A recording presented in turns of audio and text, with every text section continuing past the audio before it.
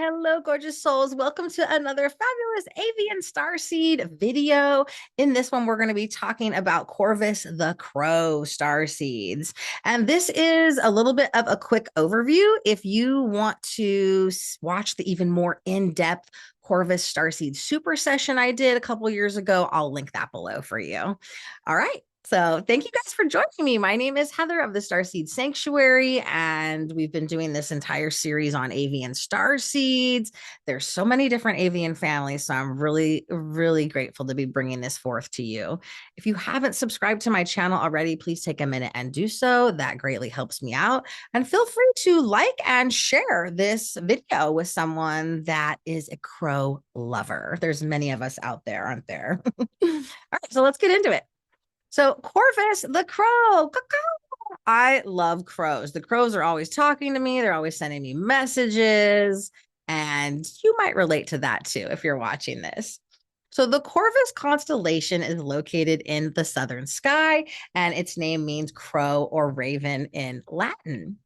Corvus represents Apollo's sacred bird in Greek mythology, and it's the 70th constellation in size in the third quadrant of the southern hemisphere. Neighboring constellations are Crater, Hydra, and Virgo.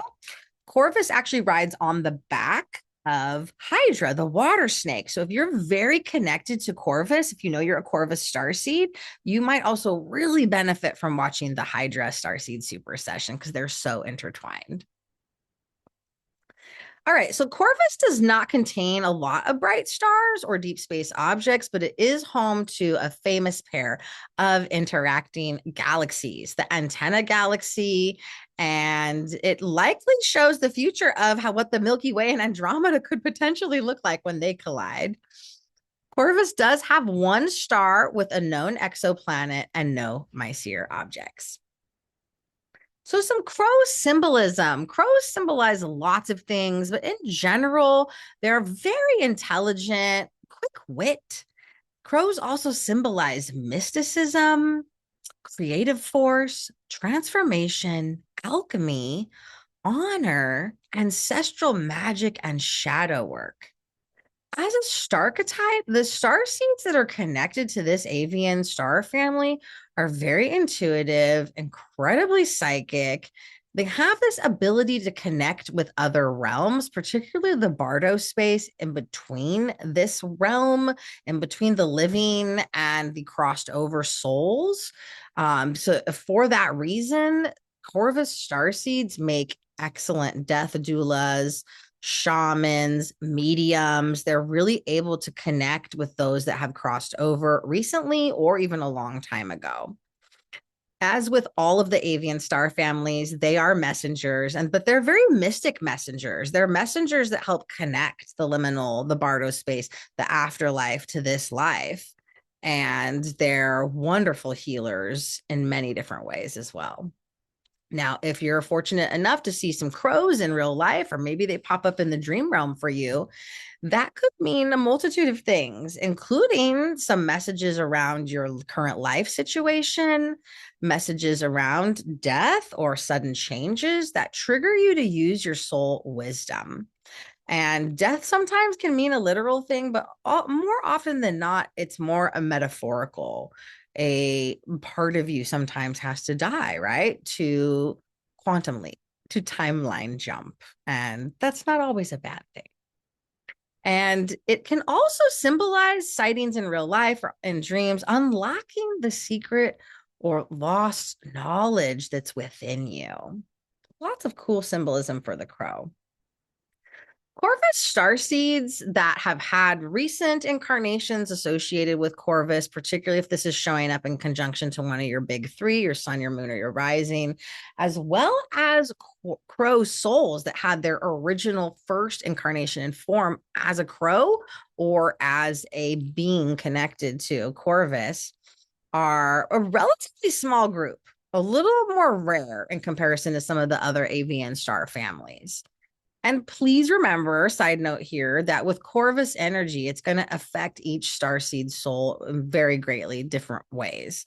So it just depends on the area of your natal chart this is falling on. For example, Someone that has Corvus on their ascendant in their first house is going to have a very different connection and expression of Corvus energy versus someone that has Corvus in their eighth house, one of the hidden houses of mystery, the eighth or the 12th house. That's going to look different than someone that has this in their first house or their fifth house, right? Or their sixth house. Just keep that in mind. And it's also going to vary too, depending on how Corvus is aspecting different planets in your natal chart, including conjunctions to planets, luminaries, and asteroids. Okay. So in general, Corvus starseeds and crow souls embody the following. They're highly psychic and emotionally empathic, heavily associated with the unknown and the void. They really incarnate to help others awaken. They're very sensible. They tend to be very practical souls. They are messengers between the realms, connecting people that have crossed over to current people that are incarnated or living on Earth. They are embodiments of knowledge and change. They can be very maternal, yet there's a slightly chaotic vibe about them. And they're really just incapable of fitting into a label due to being unlike any other starseed. They almost, don't even really fit in with the other avian starseeds, even though they are one, right? But they make excellent healers, death doulas, shamans, mediums, as I said. They're naturally talented at magical practices and herbalism. They can get easily cluttered mentally, emotionally, and energetically. So it's really important for these souls to try not to multitask too much or take on too much in their day. They need to take breaks to declutter, literally, tangibly, and, energetically too. Corvus starseeds and crow souls may receive negativity for being true to themselves because a lot of other people just don't get their vibe, but that's okay. They can love it or shove it, right? They're more likely to be followed or accompanied by spirits, the dead, ancestral guides, family, or galactic beings as well. And they're more than likely to be that of a Corvusian, a crow, a raven, or some type of avian guide. All right, let's talk about Corvus codes. Get out your natal star charts. If you need a free one, you can get one on astro.com or the Time Passages app, both great free resources. We just want to get that wheel so we can see the degrees, the coordinates of all of your different placements, all of your different planets and luminaries, as well as the house. Want to see what house is getting activated for you.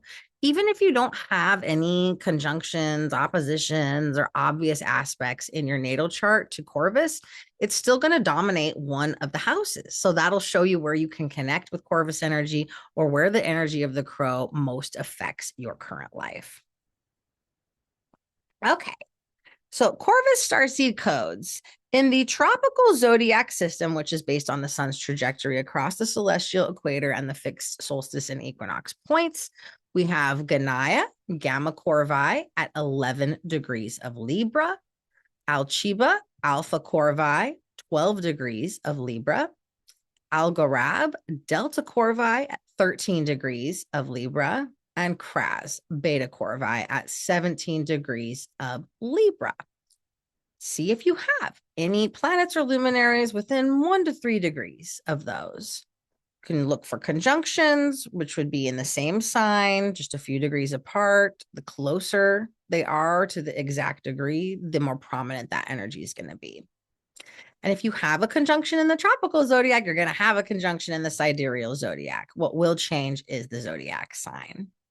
So the sidereal zodiac crow codes are Ganai, Gamma Corvi at 16 degrees of Virgo, Alchiba, Alpha Corvi at 18 degrees of Virgo, Algorab at Delta Corvi at 19 degrees of Virgo, and Kraz, Beta Corvi at 23 degrees of Virgo. Comment below and let me know if you have any conjunctions to these, what planet or luminary it's conjunct, and what house it's in. Love to hear from the Corvus souls. All right, let's talk a little bit about the Corvus alignment. Beautiful time.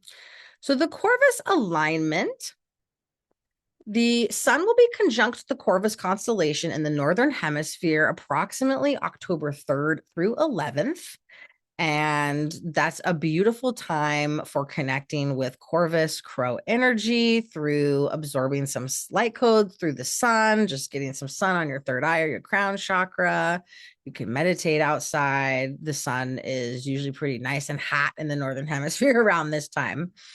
And the opposite alignment 6 months later, when Corvus is opposite the sun, is April 3rd through the 11th, when that is better for stargazing, doing any healing work to connect with Corvus, moving through any blocks to activating psychic gifts and abilities. Whereas the daytime or conjunct alignment is a great time for energy upgrades, activations, remembering connections to Corvus, and other psychic and dormant gifts and abilities can be activated more easily at that time. All right, so some other thoughts on how to use the Corvus alignment.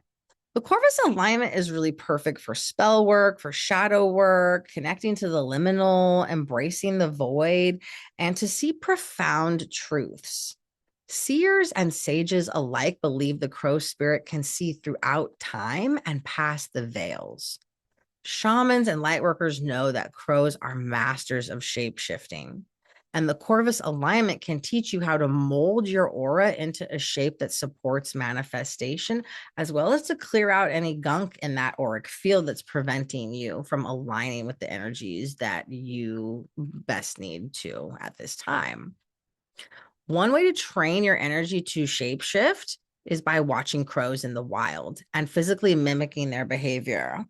A little crow dance, never hurt nobody. Okay. You try this as a moving meditation, even that brings you closer to the mysteries the crow carries. And Corvus guides really remind us not to fear change.